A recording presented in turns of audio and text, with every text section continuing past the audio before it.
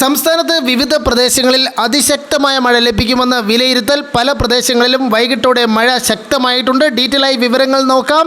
എല്ലാ ദിവസവും അപ്ഡേറ്റുകൾക്ക് നിങ്ങൾ ഇതുവരെയും ചാനൽ സബ്സ്ക്രൈബ് ചെയ്തിട്ടില്ലെങ്കിൽ ഇപ്പോൾ തന്നെ സബ്സ്ക്രൈബ് ചെയ്ത് ഓൾ എന്ന ബെൽ ഓപ്ഷൻ കൂടി എനേബിൾ ചെയ്യുക. കൂടുതൽ ആളുകൾക്ക് വിവരങ്ങൾ എത്തിച്ചേരാൻ ആദ്യം ഒന്ന് ലൈക്ക് ചെയ്ത് കാണാൻ ശ്രദ്ധിക്കണം.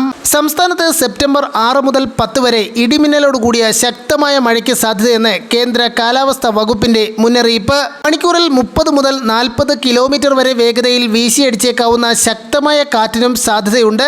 ബംഗാൾ ഉൾക്കടലിൽ രൂപപ്പെട്ട ന്യൂനമർദ്ദം ഒഡീഷയ്ക്ക് മുകളിൽ ചക്രവാത ചുഴിയായി ദുർബലമായിട്ടുണ്ട്. കേന്ദ്ര കാലാവസ്ഥാ വകുപ്പിന്റെ പുതിയ മുന്നറിയിപ്പ് പ്രകാരം ഇന്ന് തിരുവനന്തപുരം, കൊല്ലം, പത്തനംതിട്ട, ആലപ്പുഴ, കോട്ടയം, എറണാകുളം, ഇടുക്കി ജില്ലകളിൽ യെല്ലോ അലർട്ട് പ്രഖ്യാപിച്ചിരിക്കുന്നു.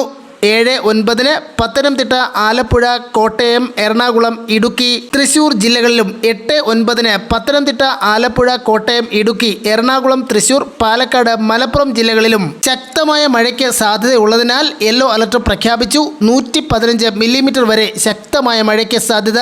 ശക്തമായ ഇടി, മിന്നൽ, കാറ്റോടുകൂടിയ മഴയ്ക്കാണ് സാധ്യത. വടക്കൻ ജില്ലകളിലേക്കും ഇന്ന് വൈകിട്ടോടെ കൂടുതൽ മഴ എത്തുമെന്നും അറിയിപ്പുണ്ട്.